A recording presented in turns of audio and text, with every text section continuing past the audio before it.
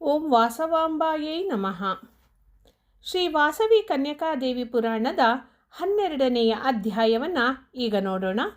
11ನೆಯ ಅಧ್ಯಾಯವನ್ನು ಅವಲೋಕಿಸಿದಾಗ ಇಲ್ಲಿ ವಿಷ್ಣುವರ್ಧನ ಮಹಾರಾಜ ತಾನು ತನ್ನ ರಾಜ್ಯಕ್ಕೆ ಹೊರಟು ಹೋಗ್ತಾನೆ. ಅದಾದ ನಂತರ ಆತ್ಮಾರ್ಪಣೆಗೆ ಸಂಸಿದ್ಧರಾದಂತಹ 102 ಗೋತ್ರದವರ ವಿಚಾರ, ಬಿಟ್ಟು ಹೋಗಲು ಸನ್ನದ್ಧರಾದ 612 ಗೋತ್ರದವರು, ಹಾಗೆ ಅಷ್ಟಾದಶ ಪಟ್ಟಣಗಳ ಆರ್ಯವೈಶ್ಯ ಪ್ರಮುಖರ ಸಮಾವೇಶ, ಈ ಚರ್ಚೆ ಇವೆಲ್ಲವನ್ನೂ ಸಹ ನಾವು 11ನೆಯ ಅಧ್ಯಾಯದಲ್ಲಿ ನೋಡಿದ್ವಿ. ಈಗ 12ನೆಯ ಅಧ್ಯಾಯ. ಈ ಅಧ್ಯಾಯದಲ್ಲಿ ಕುಸುಮ ಶ್ರೇಷ್ಠಿಯ ವಿಷಾದ ಎಂತಹದ್ದು ಅಂತ ನೋಡೋಣ. ಈ ವೈಶ್ಯ ಸಭಾ ನಂತರ ತನ್ನ ಪ್ರಾಸಾದಕ್ಕೆ ಬಂದಂತಹ ಕುಸುಮ ಶ್ರೇಷ್ಠಿ ಭೋಜನವನ್ನು ಸಹ ಸ್ವೀಕರಿಸಲಾಗದೆ ಶಯ್ಯಾಗ್ರಹವನ್ನು ಪ್ರವೇಶಿಸ್ತಾನೆ. ಮೃದು ತಲ್ಪದ ಮೇಲೆ ಆಸೀನನಾಗಿ ದೀರ್ಘವಾದ ಉಸಿರನ್ನು ಬಿಡ್ತಾ ಆಲೋಚನಾ ಮಗ್ನನಾಗಿ, ಅಯ್ಯೋ, ನಾನು ಬಹುಕಾಲ ಸಂತಾನರಹಿತನಾಗಿ ಸಕಲ ದೇವತೆಗಳನ್ನು ಪ್ರಾರ್ಥಿಸಿ ಕಡೆಗೆ ಪುತ್ರ ಕಾಮೇಷ್ಟಿ ಯಾಗವನ್ನು ಆಚರಿಸಿ ದಿವ್ಯ ಗುಣ ಸಂಪನ್ನೆಯೂ ಅತಿಲೋಕ ಸೌಂದರ್ಯವತಿಯೂ ಆದ ಸುಪುತ್ರಿಯನ್ನು ಹೊಂದಿದೆ. ಯುಕ್ತ ವಯಸ್ಕಳಾಗಿರುವ ನನ್ನ ಮಗಳಿಗೆ ನನ್ನ ಕುಲಜನಾದಂತಹ ಯೋಗ್ಯ ವರನೊಡನೆ ವಿವಾಹ ಮಾಡಿ ಆಕೆಯ ಆಸೆ ಆಕಾಂಕ್ಷೆಗಳನ್ನು ಕಣ್ಣಾರೆ ಕಾಣಬೇಕು ಅಂತ ಎಷ್ಟೋ ಕನಸುಗಳನ್ನು ಕಂಡಿದ್ದೆ. ಆದರೆ ನನ್ನ ಪೂರ್ವಜನ್ಮ ದುಷ್ಕೃತ ಎಂತಹದೋ ಅರಿಯೆ. ಈಗ ಇಂತಹ ಅನಿವಾರ್ಯವಾದ ಕಷ್ಟ ಒದಗಿದೆ. ಶಿರೀಷಾ ಕುಸುಮದಂತಹ ಕೋಮಲಾಂಗಿಯಾದ ನನ್ನ ಮುದ್ದು ವಾಸವಿ ಕೆಂಗೇಡಿಗಳಿಂದ ಕಾರುವ ಅಗ್ನಿಜ್ವಾಲೆಗಳಲ್ಲಿ ಬೀಳಲು ಹೇಗೆ ಬಿಡಲಿ? ಈ ಊಹೆಯೇ ನನ್ನ ಹೃದಯವನ್ನು ದಹಿಸಿ ಬಿಡ್ತಾ ಇದೆಯಲ್ಲ. ನನ್ನಂತಹ ದೌರ್ಭಾಗ್ಯಶಾಲಿ ಈ ಪ್ರಪಂಚದಲ್ಲಿ ಮತ್ತೋರ್ವನಿರುವುದಿಲ್ಲ ಅಂತ ದುಃಖಿಸತೊಡಗ್ತಾನೆ. ಹಾಗೆ ವ್ಯಾಕುಲಚಿತ್ತನಾದಂತಹ ತಂದೆಯನ್ನು ನೋಡಿ ಹಿಮವಂತನ ಬಳಿ ಸಾರಿದ ಪಾರ್ವತಿಯಂತೆ ವಾಸವಿ ಕನ್ನಿಕೆಯು ತನ್ನ ಜನಕನ ಸಮೀಪಕ್ಕೆ ಬರ್ತಾಳೆ. ದುರಂತ ದುಃಖ ಪೀಡಿತನಾದ ತಂದೆಯೊಡನೆ, ಜನಕ, ನೀನೇಕೆ ಹೀಗೆ ಪರಿತಪಿಸ್ತಾ ಇದೀಯಾ ಅಂತ ಪ್ರಶ್ನಿಸ್ತಾಳೆ. ಬಳಿಕ ಕುಸುಮಾರ್ಯನು ತನ್ನ ಕುಮಾರಿಯನ್ನು ನೋಡಿ, ಮುದ್ದು ಮಗಳೇ, ನನ್ನ ಮನೋವೇದನೆಯನ್ನು ಏನು ಅಂತ ವರ್ಣಿಸ್ಲಿ? ಕುಸುಮ ಕೋಮಲೆಯೂ ಸುಂದರಾತಿ ಸುಂದರ ರೂಪಳೂ ಆದ ನಿನ್ನೀ ಶರೀರವನ್ನು ದಿಶೆಗಳನ್ನು ಮುಟ್ಟುವ ಅಗ್ನಿ ಜ್ವಾಲೆಯಲ್ಲಿ ಹೇಗೆ ಬೀಳಿಸಬಲ್ಲೆ? ಪ್ರಾಣಕ್ಕಿಂತಲೂ ಪ್ರಿಯವಾದ ವಸ್ತುವು ಇಲ್ಲವಲ್ಲವೇ? ಲೋಕದ ಜನರು ತಮ್ಮ ಪ್ರಾಣ ರಕ್ಷಣಾರ್ಥಕವಾಗಿ ಬಂಧು ಮಿತ್ರ ಪುತ್ರ ಕಳತ್ರಾದಿಗಳನ್ನು ಸಮಸ್ತ ವಿಧ ಸಂಪತ್ತುಗಳನ್ನು ತ್ಯಜಿಸುವರೇ ಹೊರತು ಕುಲ ಮರ್ಯಾದೆ ರಕ್ಷಣೆಗಾಗಿಯೂ ಧರ್ಮ ರಕ್ಷಣೆಗಾಗಿಯೂ ಪ್ರಾಣವನ್ನು ನೀಗುತ್ತಿರುವ ನನ್ನಂಥ ದುರಾದೃಷ್ಟವಂತನೂ ದರಿದ್ರನೂ ಈ ಧರೆಯ ಮೇಲೆ ಬೇರೊಬ್ಬನಿರುವುದಿಲ್ಲ ಅಂತ ವಿಲಪಿಸ್ತಾನೆ. ಆಗ ವಾಸವಿ ಕನ್ನಿಕೆಯು, ಎಲೆ ತಂದೆಯೇ, ಅಶಾಶ್ವತವಾದ ಈ ಶರೀರಗಳ ಸಂಬಂಧಗಳಿಗಾಗಿ ದುಃಖಿಸುವುದು ಉಚಿತವಲ್ಲ. ನದಿ ಪ್ರವಾಹದಲ್ಲಿ ಕೊಚ್ಚಿಕೊಂಡು ಹೋಗುತ್ತಿರುವ ಹುಲ್ಲು ಕಡ್ಡಿಗಳು ಒಂದೆಡೆ ಒಂದು ಕ್ಷಣಕಾಲ ಪರಸ್ಪರ ಬೆರೆತು ಮತ್ತೆ ಬಿಟ್ಟಗಲಿ ಹೋಗುವಂತೆ ಈ ಸಂಸಾರ ಸಾಗರದಲ್ಲಿ ಬಂಧು ಮಿತ್ರ ಪುತ್ರ ಕಳತ್ರಾದಿಗಳು ಸಂಯೋಗವಾಗುತ್ತಾ ಬಿಡುತ್ತಲಿರುತ್ತಾರೆ. ಜನ್ಮ ತಾಳಿದ ಭೂಮಿ ಜನರೆಲ್ಲರೂ ಮರಣಿಸದೆ ತಪ್ಪದು. ಮರಣಿಸಿದ ಪ್ರತಿಯೊಬ್ಬರೂ ಜನ್ಮ ತಾಳದೆ ತಪ್ಪದು. ಪಾಂಚಭೌತಿಕವಾದ ಈ ಶರೀರವು ಅನಿತ್ಯವಾದುದು. ಆತ್ಮ ಒಂದೇ ನಿತ್ಯವೂ ಸತ್ಯವೂ ಆಗಿದೆ. ಆತ್ಮವು ಶಸ್ತ್ರಗಳಿಂದಲೂ ಛೇದಿಸಲ್ಪಡದು, ನೀರಿನಿಂದ ತೊಯ್ಯಲ್ಪಡದು, ಅಗ್ನಿಯಿಂದ ಸುಡಲ್ಪಡದು, ವಾಯುವಿನಿಂದ ಒಣಗಿಸಲ್ಪಡದು. ಅದು ನಿರ್ವಿಕಾರವು, ನಿತ್ಯವು, ನಿರಂತರವು, ನಿರಂಜನವು, ಆತ್ಮತತ್ವವು. ಅರಿತವನು ಸರ್ವಾಧಿಕವಾದ ಆನಂದವನ್ನು ಹೊಂದಬಲ್ಲನು. ವಂಶಧರ್ಮವನ್ನು ಪಾಲಿಸುವುದಕ್ಕಾಗಿ ಅಸ್ಥಿರವಾದ ಅಶಾಶ್ವರವಾದ ದೇಹವನ್ನು ತೃಣಪ್ರಾಯವಾಗಿಣಿಸಿ ಪರಿತ್ಯಜಿಸಿ ಪರಮಾನಂದ ನಿಲಯವಾದ ಪರಂಧಾಮನನ್ನು ಹೊಂದಬೇಕು. ಹೀಗಂತ ಹೇಳ್ತಾ ಧೀರ ವಚನಗಳಿಂದ ತಂದೆಯನ್ನು ಸಾಂತ್ವನಗೊಳಿಸಲು ಯತ್ನಿಸ್ತಾಳೆ. ಆದರೂ ದುಃಖವನ್ನು ತಡೆಯಲಾರದ ತಂದೆಯನ್ನು ನೋಡಿ, ಹೇ ಜನಕ, ನಿನಗೀಗ ಮಹೋತ್ಕೃಷ್ಟವಾದಂತಹ ತತ್ವದರ್ಶನವನ್ನುಂಟು ಮಾಡ್ತೀನಿ, ಸಾವಧಾನ ಚಿತ್ತನಾಗಿ ಕೇಳು ಅಂತ ಹೀಗೆ ಹೇಳತೊಡಗ್ತಾಳೆ. ನನಗೆ ತಂದೆ ತಾಯಿಗಳು ಬಂಧು ಜನರು ಶತ್ರು ಮಿತ್ರರು ರಕ್ಷಕರು ಯಾರೂ ಇಲ್ಲ. ನಾನೇ ಸಮಸ್ತ ಲೋಕಕ್ಕೆ ಜನನಿ. ಮತ್ತು ವಿಶ್ವರೂಪಿಣಿ. ಮಾಯೆಯಿಂದ ಭ್ರಾಂತರಾಗಿ ಸಮಸ್ತ ಪ್ರಾಣಿಗಳು ಮೋಹದಲ್ಲಿ ಮುಳುಗುತ್ತಿದ್ದಾರೆ. ನಿನ್ನ ಆ ಜ್ಞಾನವಿನ್ನೂ ಮಾಯವಾಗಿ ಬಿಡುವುದು. ಲೋಕ ರಕ್ಷಣಾರ್ಥಕವಾಗಿ ನಾನು ನಿನ್ನ ಕುಮಾರಿಯಾಗಿ ಜನಿಸಿರುವೆನು. ನನ್ನನ್ನು ತಿಳಿದುಕೊಳ್ಳುವ ಸಾಮರ್ಥ್ಯ ನಿನಗೆ ಸಾಲದು. ನಿನಗೆ ನನ್ನ ನಿಜರೂಪವನ್ನು ತೋರಿಸುವುದಕ್ಕಾಗಿಯೇ ದಿವ್ಯ ದೃಷ್ಟಿಯನ್ನು ಪ್ರಸಾದಿಸುತ್ತಿರುವೆನು. ನನ್ನ ದಿವ್ಯ ರೂಪವನ್ನು ದರ್ಶಿಸು ಅಂತ ಹೇಳಿ ಕುಸುಮ ಶ್ರೇಷ್ಠಿಯ ಎದುರು ವಾಸವಿ ಕನ್ನಿಕೆಯು ತನ್ನ ದಿವ್ಯ ರೂಪದಿಂದ ಸಾಕ್ಷಾತ್ಕಾರವಾದಳು. ಭಾನುಕೋಟಿ ಭಾನುಕೋಟಿ ಪ್ರಕಾಶದಿಂದ ವಿಕಸಿತ ಜಪಾಕುಸುಮ ರಾಗುರಣ ಶರೀರ ಕಾಂತಿಯಿಂದ ಶಿರೋಭೂಷಣವಾದ ಚಂದ್ರ ರೇಖೆಯಿಂದ ನಕ್ಷತ್ರ ಹಾರಗಳಿಂದ ರತ್ನ ಕಾಂಚನ ಕರ್ಣಾಭರಣಗಳಿಂದ ಮಣಿಮಯ ಕಾಂಚಿ ಗುಣದಿಂದ ಸುವರ್ಣಾಂಬರದ ಧಾರಿಣಿಯಾಗಿ ಪದ್ಮ ವೇದ ವರದಾಭಯ ಮುದ್ರೆಗಳನ್ನು ಧರಿಸಿ ಚತುರ್ಬಾಹುಗಳಿಂದ ಕೂಡಿ ಪದ್ಮಸನಸ್ಥಿತೆಯಾಗಿ ಪ್ರತ್ಯಕ್ಷಳಾದ ಆ ದೇವಿಯನ್ನು ಕುಸುಮಶ್ರೇಷ್ಠಿಯು ದರ್ಶಿಸಿ ಸಾಷ್ಟಾಂಗ ಪ್ರಣಾಮವನ್ನು ಮಾಡಿ ಪರಿಪರಿ ವಿಧವಲ್ಲಿ ಸ್ತುತಿಸ್ತಾನೆ. ಹೀಗೆ ಶ್ರೀ ವಾಸವಿ ದೇವಿ ಗೀತಾ ಪ್ರಬೋಧೆ ಏನು ಮಾಡಿದ್ಲು ಅಂತ ನೋಡೋಣ. ಆ ದೇವಿಯೊಡನೆ, ಹೇ ಪರಮೇಶ್ವರಿ, ಯಾವುದರಿಂದ ನೀನೇ ನಾನಾಗುವೆನೋ ಅಂತ ಜ್ಞಾನವನ್ನು ಯೋಗವನ್ನು ದಯಮಾಡಿ ನನಗೆ ಉಪದೇಶಿಸು ಅಂತ ಪ್ರಾರ್ಥಿಸ್ತಾನೆ ಕುಸುಮಶ್ರೇಷ್ಠಿ. ಕುಸುಮಶ್ರೇಷ್ಠಿಯ ಪ್ರಾರ್ಥನೆಯನ್ನು ಆಲಿಸಿದ ದೇವಿಯು ಪ್ರಸನ್ನಳಾಗಿ ಸರ್ವೋಪನಿಷತ್ಸಾರವಾದ ಜ್ಞಾನವನ್ನು ಈ ವಿಧವಾಗಿ ಉಪದೇಶಿಸಲಾರಂಭಿಸಿದ್ಲು. ಹೇ ವೈಶ್ಯೋತ್ತಮ, ಸಮಸ್ತ ಸೃಷ್ಟಿಗಿಂತ ಮೊದಲು ನಾನೇ ಇದ್ದೇನೋ. ಆತ್ಮರೂಪಿಣಿಯಾದ ನಾನೇ ಪರಮಾತ್ಮ, ಚಿತ್ತು, ಸಂವಿತ್, ಪರಬ್ರಹ್ಮ ಎಂಬಿವೆಲ್ಲ ನನ್ನ ಪ್ರಧಾನ ನಾಮಗಳು. ನನ್ನ ತತ್ವವು ಅವೌಜ್ಞನ ಸಗೋಚರವು. ಅದು ಕೇವಲ ಶ್ರುತಿ ಪ್ರಾಮಾಣ್ಯದಿಂದ ಮಾತ್ರವೇ ತಿಳಿಯಲ್ಪಡುವುದು. ಅನಾದಿ ಸಿದ್ಧವಾದ ನನ್ನ ಶಕ್ತಿಯ ಮಾಯೆ ಪ್ರಕೃತಿ ಎಂಬ ನಾಮಗಳಿಂದ ಕರೆಯಲ್ಪಡುತ್ತಿದೆ. ಪ್ರತಿನಿತ್ಯವೂ ನಾವು ಮಾಡುವ ಸಕಲ ಧರ್ಮಗಳು ಗಾಢ ನಿದ್ರೆಯಲ್ಲಿ ಹೇಗೆ ಲಯಿಸುವವೋ ಹಾಗೆಯೇ ಜೀವಿಗಳು, ಕರ್ಮಗಳು, ಕಾಲಗಳೆಲ್ಲವೂ ಮಹಾಪ್ರಳಯದಲ್ಲಿ ನನ್ನ ಮಾಯೆಯಲ್ಲಿ ಲೀನವಾಗುತ್ತಿರುತ್ತದೆ. ನಾನು ಸತ್ವಾರಿ ತ್ರಿಗುಣಗಳಿಗೆ ಅತೀತಳಾದರೂ ಜೀವ, ಕರ್ಮ, ಕಾಲಗಳೊಡನೆ ಬೆರೆತಿರುವ ನನ್ನ ಮಾಯಾಶಕ್ತಿಯಿಂದ ಸೃಷ್ಟಿ ಸ್ಥಿತಿ ಲಯಗಳಿಗೆ ಕಾರಣಲಾಗುತ್ತಿರುವೆನು. ತಂದೆ, ಯಾವ ನನ್ನ ಮಾಯಾಶಕ್ತಿಯಿಂದ ಸಕಲ ಚರಾಚರ ಪ್ರಪಂಚವು ಕಲ್ಪಿಸಲ್ಪಟ್ಟಿರುವುದೋ ಆ ಮಾಯೆ ಕೂಡ ನನ್ನಲ್ಲಿ ಕಲ್ಪಿಸಲ್ಪಟ್ಟಿದೆಯಾದ್ದರಿಂದ ಅದು ಮಿಥ್ಯೆಯೇ ಆಗುವುದು. ಆದ್ದರಿಂದ ನನ್ನ ಸ್ವರೂಪಕ್ಕಿಂತ ಬೇರಾವುದೂ ಇಲ್ಲ.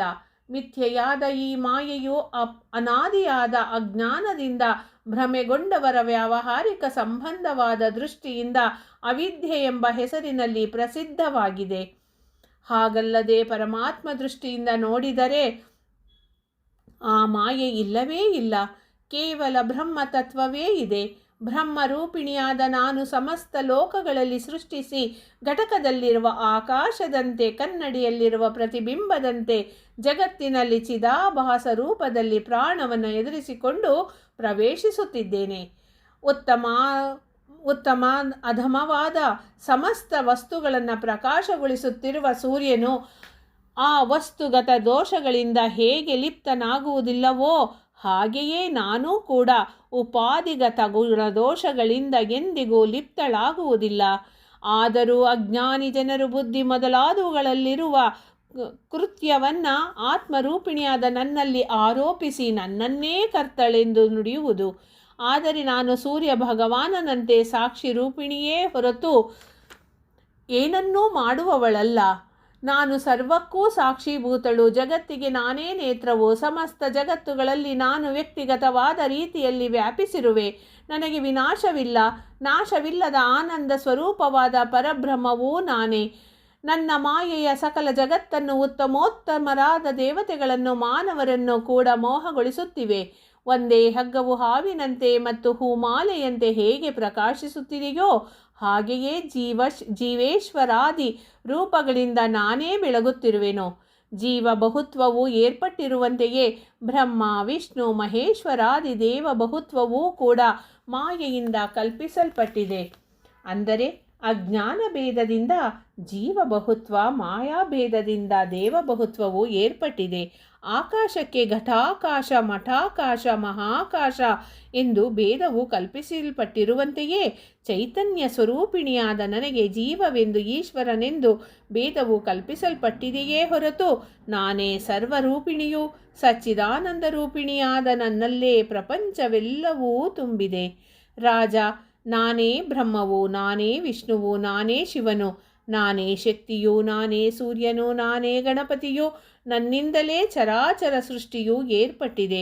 ಮಾನವನು ಸದುಪದೇಶ ಪ್ರಾಪ್ತಿಯನ್ನು ಪಡೆದು ವಿರಕ್ತನಾಗಿ ಅರಿಷಡ್ವರ್ಗಗಳನ್ನು ಜಯಿಸಿ ಭೇದಿಸಲಾಗದ, ದಹಿಸಲಾಗದ ನೀರಿನಲ್ಲಿ ನೆರೆಯಿಸಲಾಗದ, ಗಾಳಿಗೆ ಒಣಗಿಸಲಾಗದ ದೇಹವು ನಶಿಸಿದರೂ ನಾಶವಾಗದ ಶಾಶ್ವತ ಶುದ್ಧ ಚೈತನ್ಯ ಸ್ವರೂಪಾತ್ಮಳಾದ ನನ್ನನ್ನು ಅರಿತುಕೊಂಡು ಆತ್ಮ ಸಾಕ್ಷಾತ್ಕಾರವನ್ನು ಹೊಂದುತ್ತಾನೆ ಎಂದು ತನ್ನ ತತ್ವ ರಹಸ್ಯವನ್ನು ತಿಳಿಸಿದ್ಲು.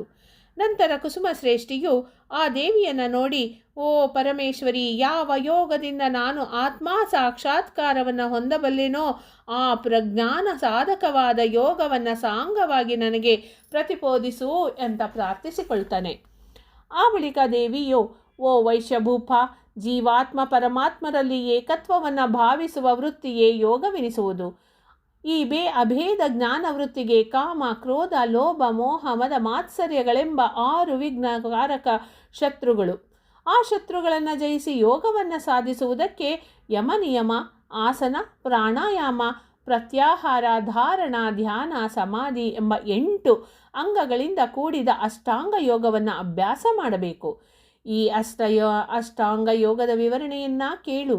ಅಹಿಂಸೆ, ಸತ್ಯವಚನ, ಕಳ್ಳತನ ಮಾಡದಿರುವಿಕೆ, ಬ್ರಹ್ಮಚರ್ಯ, ಸರ್ವಭೂತಗೆ, ತಾನು ಎಲ್ಲರಿಗಿಂತ ಕಿರಿಯನೆಂಬ ವಿನಯಭಾವ, ಸಹನೆ, ಧೈರ್ಯ, ಮಿತಾಹಾರ, ಬಹಿರಂಗ ಶುದ್ಧಿ ಎಂಬೆಲ್ಲ ಯಮ ಎನಿಸುವುದು. ತಪಸ್ಸನ್ನಾಚರಿಸುವುದು, ಶ್ರುತಿಸ್ಮೃತಿಗಳಲ್ಲಿ ಹೇಳಿರುವ ಕರ್ಮಗಳನ್ನು ಆಚರಿಸುವುದು, ದೊರೆತುದರಲ್ಲಿ ತೃಪ್ತಿ, ದೇವ ಬ್ರಾಹ್ಮಣರಲ್ಲಿ, ವೇದಗಳಲ್ಲಿ ಶ್ರದ್ಧೆಯಿಂದಿರುವುದು,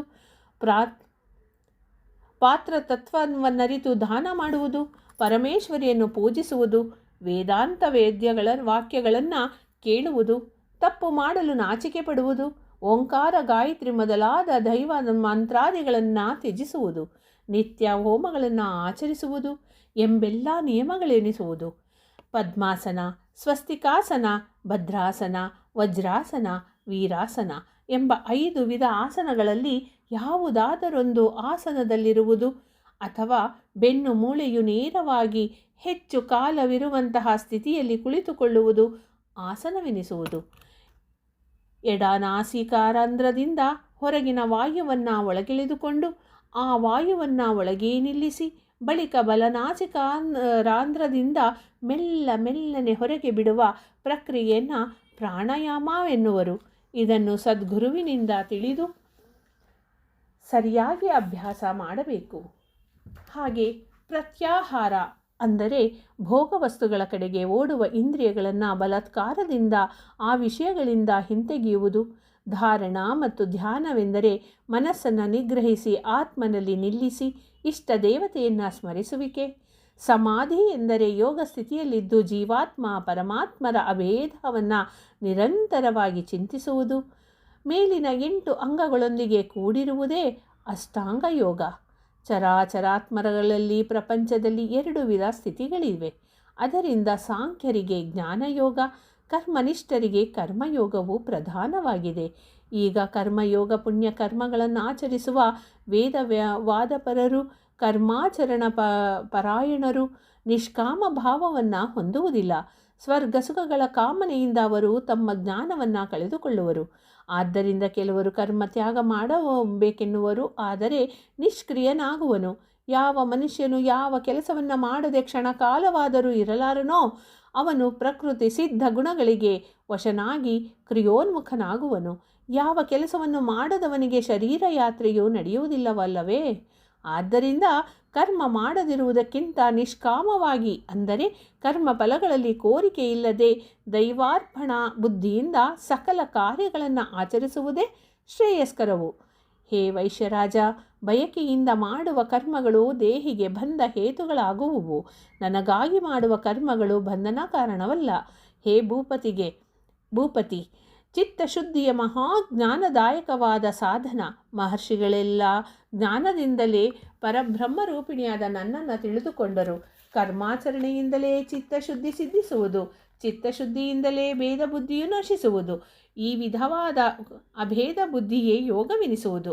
ಆದ್ದರಿಂದ ಅಮೃತತ್ವವು ಸಿದ್ಧಿಸುವುದು. ಕರ್ಮತ್ಯಾಗ ಮಾಡಿದವನು ಚಿತ್ತಶುದ್ಧಿಯನ್ನು ಹೊಂದಲಾರನು. ಚಿತ್ತಶುದ್ಧಿಯನ್ನು ಹೊಂದದೆ ಜ್ಞಾನವನ್ನು ಹೊಂದಲಾರನು. ಆದ್ದರಿಂದಲೇ ಪ್ರತಿ ವ್ಯಕ್ತಿಯು ಸ್ವಧರ್ಮಾಚರಣ ಪರನಾಗಿ ನಿಷ್ಕಾಮ ಕರ್ಮವನ್ನು ಆಚರಿಸಬೇಕಾಗಿದೆ. ಅಜ್ಞಾನ ಸಂಗಮದಿಂದ ಕರ್ಮವನ್ನು ಆಚರಣೆ ಮಾಡುವ ವ್ಯಕ್ತಿಯು ಅಹಂಕಾರದಿಂದ ನಾನೇ ಕರ್ತ ಎಂದು ಭಾವಿಸ್ತಾನೆ. ಬುದ್ಧಿವಂತನಾದ ನರನು ಅಹಂಕಾರ ಮಮಕಾರಾದಿಗಳನ್ನು ತೊರೆದು ನಾನು ಆಚರಿಸುವ ನಿತ್ಯ ನೈಮಿತ್ತಿಕ ಕರ್ಮಗಳನ್ನು ನನಗೆ ಸಮರ್ಪಣೆ ಮಾಡಿ ಉತ್ತಮೋತ್ತಮ ಗತಿಯಲ್ಲಿ ಹೊಂದಬಲ್ಲನು.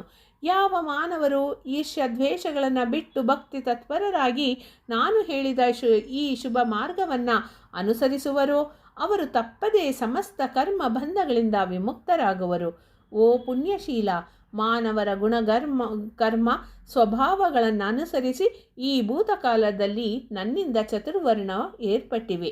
ಹೀಗೆ ಮುಂದುವರಿಯುತ್ತಾ ವಾಸವಿದೇವಿ ಹೇಳ್ತಾ ಇದ್ದಾಳೆ, ಪ್ರತಿ ವ್ಯಕ್ತಿಯ ಸ್ವಧರ್ಮವನ್ನು ಆಚರಿಸಬೇಕು. ಪರಧರ್ಮವು ಭಯಹೇತುವು. ನಿಜವಾಗಿ ಸ್ವಧರ್ಮವೆಂದರೆ ಆತ್ಮಧರ್ಮವೆಂದು ತಿಳಿಯಬೇಕು. ಹೇ ವರೇಣ್ಯ, ನನ್ನಿಂದ ಬ್ರಹ್ಮವು ಉದ್ಭವಿಸಿತು. ಆ ಬ್ರಹ್ಮದಿಂದ ಕರ್ಮವು ಉತ್ಪನ್ನವಾಯಿತು. ಆದ್ದರಿಂದ ಯಜ್ಞವು ಉಂಟಾಯಿತು. ಆದ್ದರಿಂದ ಯಜ್ಞದಲ್ಲಿಯೂ ಸಮಸ್ತ ವಿಶ್ವದಲ್ಲಿಯೂ ನಾನೇ ತುಂಬಿರುವೆನೆಂದು ತಿಳಿದುಕೋ. ಮಾನವರು ಯಜನಾನ್ನದಿಂದ ನನ್ನ ವಿಭೂತಿಗಳಾದ ದೇವತೆಗಳಿಗೆ ತೃಪ್ತಿಯನ್ನುಂಟು ಮಾಡಬೇಕು. ತೃಪ್ತರಾದ ದೇವತೆಗಳು ವಾಂಛಿತ ಸುಖ ಸಂಪತ್ತುಗಳನ್ನು ಪ್ರಸಾದಿಸುವರು. ದೈವಕ್ಕೆ ಅರ್ಪಿಸದೆ ಅನ್ನವನ್ನು ಭುಜಿಸುವುದು ಕಳ್ಳನೆನಿಸುವವನು. ರಾಜ, ನಾನೇ ಅಗ್ನಿಯು, ಹೋಮದ್ರವ್ಯವು,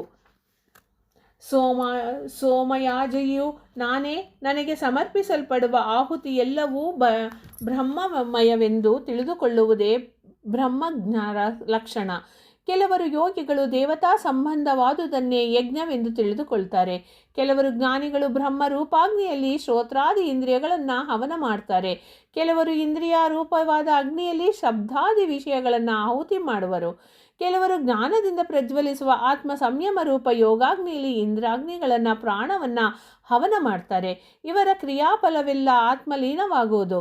ಕೆಲವರು ವೇದವೇದ್ಯಾಯ ನಾದಿಗಳಿಂದಲೂ ಕೆಲವರು ಜ್ಞಾನರೂಪವಾದ ಹವಿಸ್ಸುಗಳಿಂದಲೂ ನನ್ನ ಯಜನ ಮಾಡ್ತಾರೆ. ಈ ರೀತಿಯಲ್ಲಿ ವೇದ ಪ್ರತಿಪಾದಿತವಾದಂತಹ ಹಲವು ಬಗೆಯ ಶಾರೀರಿಕ, ವಾಚಿಕ, ಮಾನಸಿಕ ಯಜ್ಞಗಳನ್ನು ತಿಳಿದುಕೊಂಡು ಆಚರಿಸುವವರು ಸಕಲ ಬಂಧನಗಳಿಂದ ವಿಮುಕ್ತರಾಗ್ತಾರೆ. ತಮ್ಮ ಪಾಪಗಳನ್ನು ಕಳೆದುಕೊಳ್ತಾರೆ. ನಿಜವಾಗಿ ಲೋಕಹಿತಾರ್ಥಕವಾಗಿ ಮಾಡಲ್ಪಡುವ ಪ್ರತಿ ಕಾರ್ಯವು ಯಜ್ಞವಾಗಿ ಬೆಳಗುವುದೊಂದು ತಿಳ್ಕೊಳ್ಬೇಕು. ನಿತ್ಯವೂ ಯಜ್ಞ ಪ್ರಸಾದವಾಗಿ ಆಹಾರವನ್ನು ಭುಜಿಸುವವರು ಬ್ರಹ್ಮ ಪದವನ್ನು ಹೊಂದುತ್ತಾರೆ. ಈಗ ಇನ್ನು ಜ್ಞಾನ ಯೋಗ ಸಾಗರವನ್ನು ಕೇಳು. ಹೇ ನೃಪಲ, ಎಲ್ಲ ಯಜ್ಞಗಳಲ್ಲಿ ಜ್ಞಾನವು ಶ್ರೇಷ್ಠವಾದುದು. ಮೋಕ್ಷ ಸಾಧನವು ಜ್ಞಾನದಲ್ಲಿಯೇ ಸಮಸ್ತ ಕರ್ಮಗಳ ಫಲವು ಲೀನವಾಗುವುದು.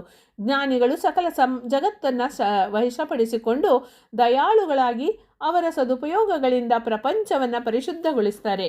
ಜ್ಞಾನ ಸಂಪನ್ನರು ಜೀವನ್ಮುಕ್ತಿ ಸ್ಥಿತಿಯನ್ನು ಹೊಂದಿ ಪರಮಾನಂದಮಯವಾದ ರಸವಾಹಿನಿಯಲ್ಲಿ ಮುಳುಗಿ ತಮ್ಮ ಹೃದಯಗಳಲ್ಲಿ ನೆಲೆಸಿರುವ ಪರಮಾತ್ಮನನ್ನು ನಿಮೂಲಿತ ನೇತ್ರಗಳಿಂದ ದರ್ಶಿಸ್ತಾರೆ. ಜ್ಞಾನಯೋಗಿಗಳು ಸಕಲ ಪ್ರಾಣಿ ಕೋಟಿಯನ್ನು ತಮ್ಮ ಸಮಾನವಾಗಿಯೇ ಭಾವಿಸುವರು. ಸುಖ ದುಃಖ ಜಯಾಪಜಯ, ಲಾಭ ನಷ್ಟ, ಮಾನಾವಮಾನ ಮೊದಲಾದ ಸಮಸ್ತ ದ್ವಂದ್ವಗಳನ್ನು ಅವರು ಸಮದೃಷ್ಟಿಯಿಂದ ಸ್ವೀಕರಿಸ್ತಾರೆ. ಹೇ ನೃಪತಿ, ಪಂಡಿತರಾದ ಮಹಾತ್ಮರು ಬ್ರಾಹ್ಮಣನಲ್ಲಿಯೂ ಚಂಡಾಲನಲ್ಲಿಯೂ ಸಮದೃಷ್ಟಿಯಿಂದ ಹೊಂದಿರುವವರು. ಅವರು ಸಮಸ್ತ ಪ್ರಕೃತಿಯಲ್ಲಿ ನಾನು ತುಂಬಿರುವಂತೆ ಭಾವಿಸಿ ದರ್ಶಿಸುವರು. ಜ್ಞಾನದ ಬಲದಿಂದ ಇಂದ್ರಿಯಗಳನ್ನು ತಡೆಹಿಡಿದು ಎಲ್ಲೆಡೆಯಲ್ಲಿಯೂ ಸಮತ್ವ ಬುದ್ಧಿ ಹೊಂದಿರುವುದೇ ಜ್ಞಾನಯೋಗ ಎನ್ನಿಸುತ್ತೆ. ಆಮೆಯು ತನ್ನ ಅವಯವಗಳನ್ನೆಲ್ಲ ತನ್ನೊಳಗೆ ಸೆಳೆದುಕೊಳ್ಳುವ ರೀತಿಯಲ್ಲಿ ಯೋಗಿಯು ವಿಷಯ ಸುಖಗಳಿಂದ ತನ್ನ ಇಂದ್ರಿಯಗಳನ್ನು ಹಿಡಿದುಕೊಳ್ಳುವ ಅಸ್ತಿತ್ವನಾಗುವನು. ಅಂತಹದ್ದನ್ನೇ ಸ್ಥಿರಬುದ್ಧಿ ಎನ್ನುವರು. ತ್ರಿವಿಧ ದುಃಖಗಳನ್ನು ನಾಶಗೊಳಿಸಿಕೊಂಡು ಮಮಕಾರ ಅಹಂಕಾರಗಳನ್ನು ತ್ಯಜಿಸಿ ಕಾಮನೆಗಳನ್ನೆಲ್ಲ ಬಿಟ್ಟು ಸ್ಥಿತಜ್ಞಾನ ಭೀರತನಾದವನು ಮುಕ್ತಿಯನ್ನು ಹೊಂದಬಲ್ಲನು. ಹೀಗೆಂದು ದೇವಿಯು ಹೇಳಲು ಕೇಳಿ ಕುಸುಮಾರ್ಯನು ದೇವಿ, ಪಾಪ ಮಾಡಕೂಡದೆಂದು ನಿಶ್ಚಯಿಸಿಕೊಂಡ ಮಾನವನು ಕೂಡ ಯಾವುದರಿಂದ ಪ್ರೇರಿತನಾಗಿ ಪಾಪವನ್ನು ಆಚರಿಸುತ್ತಾನೆ ಅಂತ ಪ್ರಶ್ನಿಸ್ತಾನೆ. ಬಳಿಕ ದೇವಿಯು, ಭೂಪಾಲ, ರಜೋಗುಣ ಜನಿತವಾದ ಕಾಮದಿಂದ ಜನಿಸಿದ ಕ್ರೋಧ ಪಾಪಕ್ಕೆ ಹೇತುಗಳು. ಈ ಎರಡೂ ಮಾನವನಿಗೆ ಮಹಾಶತ್ರುಗಳು. ಕಾಮವು ಬುದ್ಧಿಯನ್ನು, ಮನಸ್ಸನ್ನು, ಇಂದ್ರಿಯಗಳನ್ನು ವಶಪಡಿಸಿಕೊಂಡು ಜ್ಞಾನವಂತನನ್ನು ಕೂಡ ಮೋಹ ಕೂಪಕ್ಕೆ ಬೀಳಿಸುತ್ತೆ. ಇಂದ್ರಿಯಗಳಿಂದ ಮನಸ್ಸು ಶ್ರೇಷ್ಠವು, ಮನಸ್ಸಿಗಿಂತ ಬುದ್ಧಿಯು ಉತ್ತಮವು, ಬುದ್ಧಿಗಿಂತ ಶ್ರೇಷ್ಠವಾದುದು ಪರಮಾತ್ಮ, ಅದು ನಾನೇ ಆಗಿರುವೆ. ರಾಜ, ಆತ್ಮವನ್ನು ತಿಳಿದುಕೊಂಡು ಆತ್ಮದಿಂದಲೇ ಆತ್ಮವನ್ನು ನಿಯಮಿಸಿ ಕಾಮರೂಪವಾದ ಶತ್ರುವನ್ನು ಹತಗೊಳಿಸುವವನು ಪರಮಪದವನ್ನು ಹೊಂದಬಲ್ಲನು. ಭೇದ ಭಾವವನ್ನು ತ್ಯಜಿಸಿ ಸಮದೃಷ್ಟಿಯಿಂದ ಹೊಂದಿ ಲಭಿಸುವುದರಲ್ಲಿ ಸಂತುಷ್ಟನಾಗಿ ಕಾರ್ಯಾಚರಣೆಯಲ್ಲಿ ಲಿಪ್ತನಾಗಿ ವಿಷಯ ವಾಂಛೆಗಳಿಂದ ವಿಮುಕ್ತನಾಗಿ ಜ್ಞಾನೈಶ್ವರ್ಯ ಪ್ರಾಪ್ತಿ ಮಾಡಿಕೊಂಡವನು ದ್ರವ್ಯ ಯಜ್ಞಾದಿ ಕ್ರಿಯೆಗಳನ್ನು ಆಚರಿಸಿದರೂ ಆ ಕ್ರಿಯಾಫಲಗಳು ನನ್ನಲ್ಲಿ ಲೀನವಾಗಿ ಹೋಗುವುವು. ಆದ್ದರಿಂದ ಅವು ಅವನಿಗೆ ಬಂಧು ಹೇತುಗಳಲ್ಲ. ಮಾನವನು ಅಭ್ಯುನ್ನತಿಗೆ ಸತ್ಸಂಗವು ಅಗತ್ಯವು. ಸತ್ಸಂಗದಿಂದ ಸುಗುಣ ಸಂಪತ್ತು ವರ್ಧಿಸಬಲ್ಲದು, ಆಪತ್ತುಗಳು ನಶಿಸಬಲ್ಲವು, ಲೌಕಿಕ ಪರಾಲೌಕಿಕ ಸುಖಗಳು ಪ್ರಾಪ್ತಿಯಾಗಬಲ್ಲವು. ಸತ್ಸಂಗ ತತ್ವದಿಂದ ನಿಸ್ಸಂಗತ್ವವು, ನಿಸ್ಸಂಗತ್ವದಿಂದ ನಿರ್ಮೋಹತ್ವವು, ನಿರ್ಮೋಹತ್ವದಿಂದ ನಿಶ್ಚಲತ್ವವು, ನಿಶ್ಚಲತ್ವದಿಂದ ನಿರ್ಮಲ ಜ್ಞಾನವು.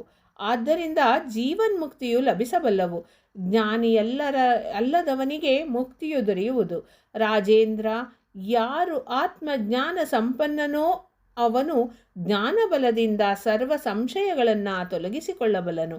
ಯೋಗಬಲದಿಂದ ಕರ್ಮಬಂಧಗಳನ್ನು ಬಿಡಿಸಿಕೊಳ್ಳಬಲ್ಲವನು. ಯಾವುದಾದರೂ ಬಂಧಿಸಲಾರದು.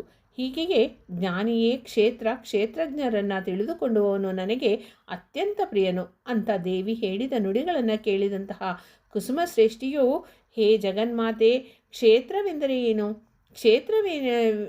ಕ್ಷೇತ್ರನೆಂದರೆ ಯಾರು? ದಯಮಾಡಿ ವಿವರಿಸಿ ತಿಳಿಸು ಅಂತ ಪ್ರಾರ್ಥನೆಯನ್ನು ಮಾಡಿಕೊಳ್ತಾನೆ. ಆಗ ದೇವಿಯು ಕರುಣಿಸಿ ಈ ರೀತಿ ಹೇಳತೊಡಗುತ್ತಾಳೆ.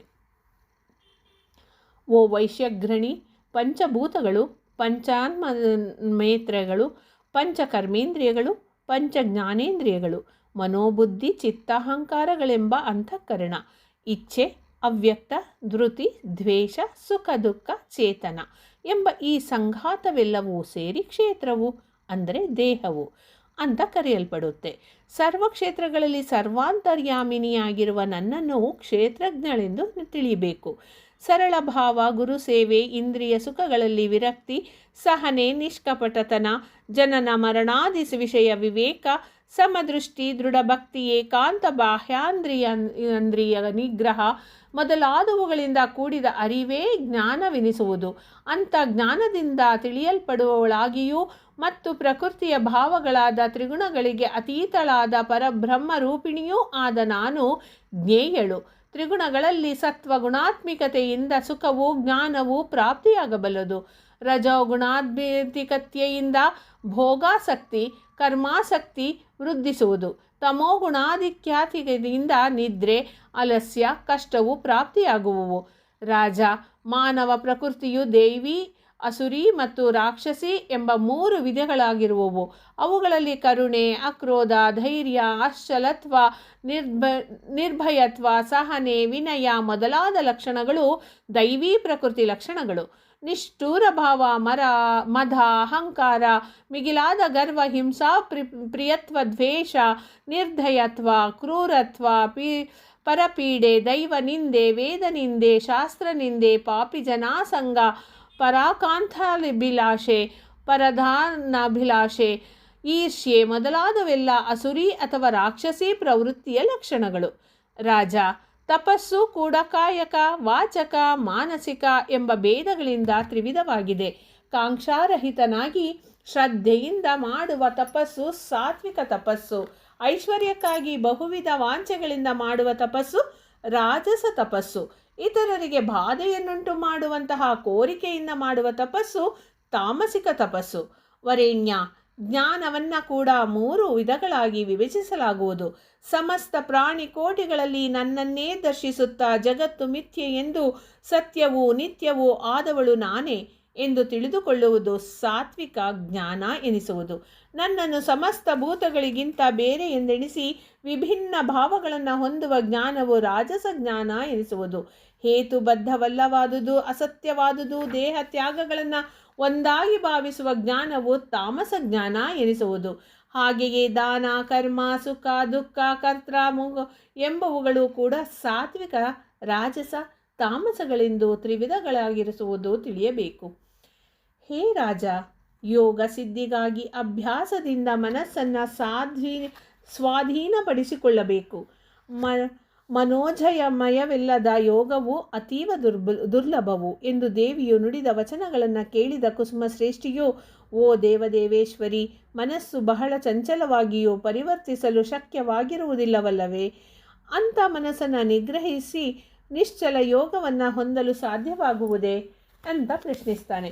ಆಗ ಪರಮೇಶ್ವರಿಯು, ಓ ವಣಿಗ್ವರ, ಅಭ್ಯಾಸ ಮತ್ತು ವೈರಾಗ್ಯಗಳಿಂದ ಮನಸ್ಸು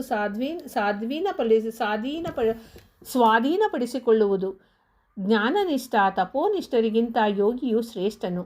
ಇವರೆಲ್ಲರಿಗಿಂತಲೂ ನನ್ನಲ್ಲಿ ಭಕ್ತಿಯುಳ್ಳವನೇ ಮಿಗಿಲಾಗಿ ಶ್ರೇಷ್ಠನು ಅಂತ ಹೇಳ್ತಾಳೆ.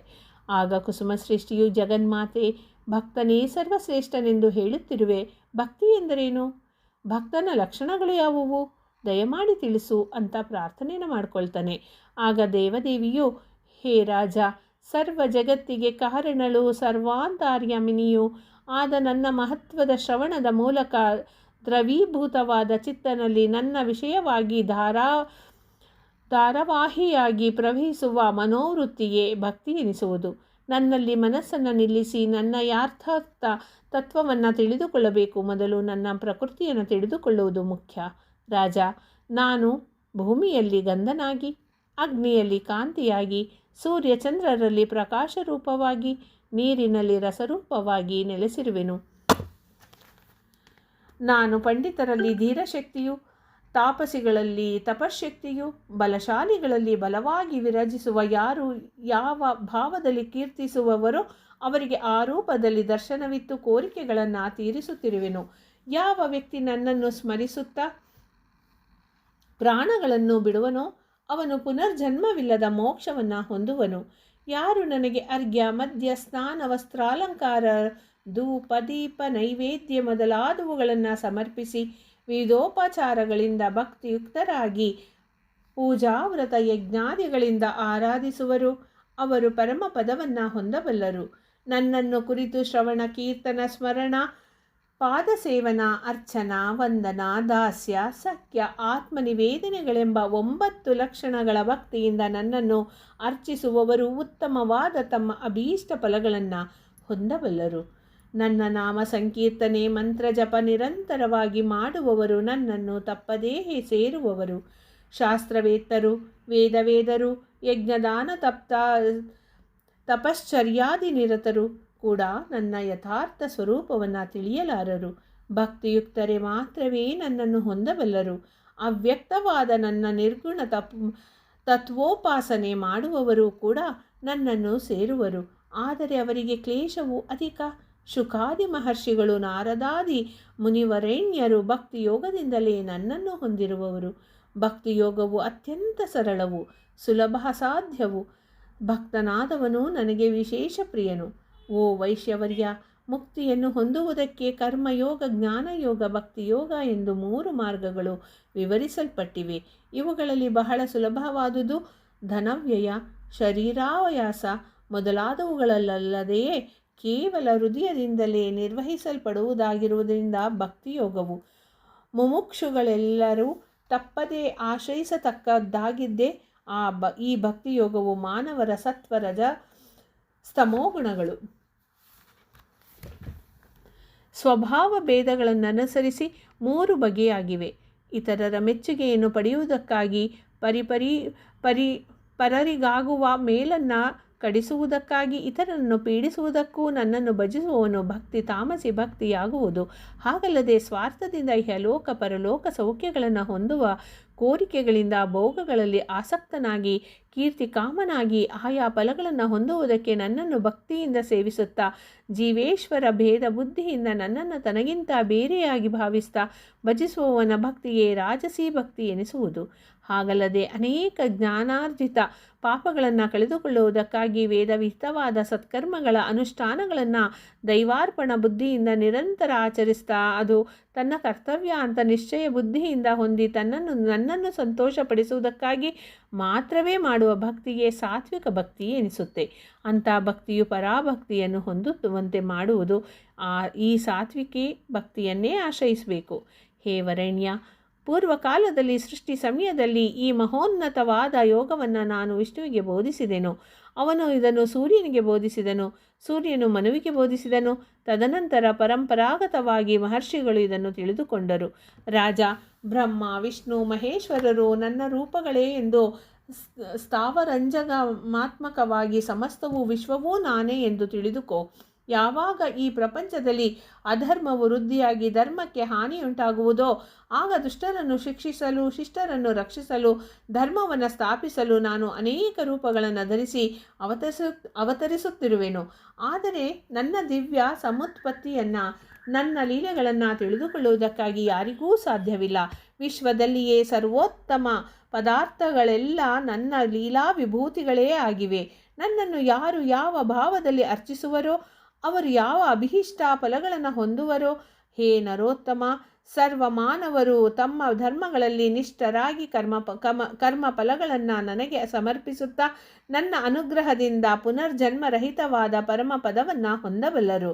ಅನಾದಿ ಸಿದ್ಧವೂ ರಹಸ್ಯಾತಿರಹಸ್ಯವೂ ಆದ ಈ ಯೋಗವನ್ನು ನಿನಗೀಗ ಸಾಂಗೋಪಸಾಂಗವಾಗಿ ತಿಳಿಸಿರುವೆನು. ಹೇ ಪುಣ್ಯಶೀಲ, ನೀನು ಕೇಳಿದ ಈ ಅತ್ಯಂತ ಗುಹ್ಯವಾದ ಯೋಗವು ವಾಸವಿ ಗೀತೆ ಎಂಬ ಹೆಸರಿನಲ್ಲಿ ಪ್ರಸಿದ್ಧವಾಗುವುದು. ಯಾರು ಈ ಗೀತಾಶಾಸ್ತ್ರವನ್ನು ಅಭ್ಯಾಸ ಮಾಡಿ ಗುರುಮುಖೇನ ಅರ್ಥವನ್ನು ಗ್ರಹಿಸಿ ನನ್ನನ್ನು ಅರ್ಚಿಸುವರೋ ಅವರ ಯೋಗಕ್ಷೇಮವನ್ನು ನಾನೇ ವಹಿಸಿಕೊಳ್ಳುವೆನು. ಈ ಗೀತೆಯನ್ನು ಪಠನ ಮಾಡಿದವರಿಗೆ ಸಕಲ ಇಷ್ಟಾರ್ಥಗಳು ಕೈಗೂಡುತ್ತೆ. ಅಂತ್ಯದಲ್ಲಿ ಅವರಿಗೆ ತಪ್ಪದೇ ಮುಕ್ತಿಯೂ ಲಭಿಸುತ್ತೆ. ಹೀಗೆ ಕನ್ಯಕಾದೇವಿಯು ಕುಸುಮಶ್ರೇಷ್ಠಿಗೆ ಪರಮಾದ್ಭುತವಾದ ತತ್ವಜ್ಞಾನವನ್ನು ಬೋಧಿಸಿದ್ಲು. ಕುಸುಮಶ್ರೇಷ್ಠಿಗೆ ಮೋಹ ದುಃಖಗಳು ದೂರವಾದವು, ಸತ್ಯಜ್ಞಾನವು ಲಭಿಸಿತು. ಆ ಬಳಿಕ ಆ ದೇವಿಯು ಕುಸುಮಶ್ರೇಷ್ಠಿಗೆ ಭಕ್ತವರೇಣ್ಯ, ನಡೆಯಲಿರುವ ಭವಿಷ್ಯತ್ ಕಾರ್ಯಗತಿಯು ನಿನಗೆ ದೃಗ್ಗೋಚರವಾಗುವುದು, ವೀಕ್ಷಿಸು ಎಂದು ಹೇಳಿದಳು. ಆಗ ಕುಸುಮಶ್ರೇಷ್ಠಿಗೆ ವೈಶ್ಯವಂಶಕ್ಕೆ ಬರಲಿರುವ ಅಗ್ನಿಪ್ರವೇಶ, ಆನಂತರ ವಿಷ್ಣುವರ್ಧನ ರಾಜನ ಮರಣ, ವಿರೂಪಾಕ್ಷಾದಿ ವೈಶ್ಯ ಯುವಕರು ಕಾಶಿಯಾತ್ರೆ, ವಿರೂಪಾಕ್ಷ ಪಟ್ಟಾಭಿಷೇಕ ಮೊದಲಾದ ದೃಶ್ಯಗಳೆಲ್ಲ ಕ್ರಮವಾಗಿ ಕಂಡುಬಂದವು. ಓ ಧನ್ಯಾತ್ಮನಿಗೆ ವರ್ಣನಾತೀತವಾದ ಆನಂದಾನುಭೂತಿ ಉಂಟಾಯಿತು. ತರುವಾಯ ಶ್ರೀ ಕನ್ನಿಕಾದೇವಿಯು ತನ್ನ ದಿವ್ಯ ರೂಪವನ್ನು ಮರೆಮಾಡಿ ಮೋಹಕವಾಗಿ ವಾಸವಿ ಕನ್ಯಕಾ ರೂಪವನ್ನು ಧರಿಸಿದ್ಲು. ಅಷ್ಟರಲ್ಲಿಗೆ ವಾಸವಿ ಕುಸುಮಶ್ರೇಷ್ಠಿಯನ್ನು ಮುಸುಕಿದಳು. ಅವನು ಶಯ್ಯೆಯ ಮೇಲೆ ನಿಶ್ಚಿಂತನಾಗಿ ಗಾಢ ನಿದ್ರಾವಶನಾದನು. ಇವೆಲ್ಲವೂ ಕನಸಿನಂತೆ ನಡೆದು ಹೋಗಿತ್ತು ಕುಸುಮಶ್ರೇಷ್ಠಿಗೆ ಎಂಬಲ್ಲಿಗೆ ಶ್ರೀ ವಾಸವಿ ಕನ್ಯಕಾದೇವಿ ಪುರಾಣದ 12ನೇ ಅಧ್ಯಾಯ ಮುಕ್ತಾಯವಾಯಿತು. ಓಂ ಶ್ರೀ ವಾಸವಾಂಬಾಯೈ ನಮಃ.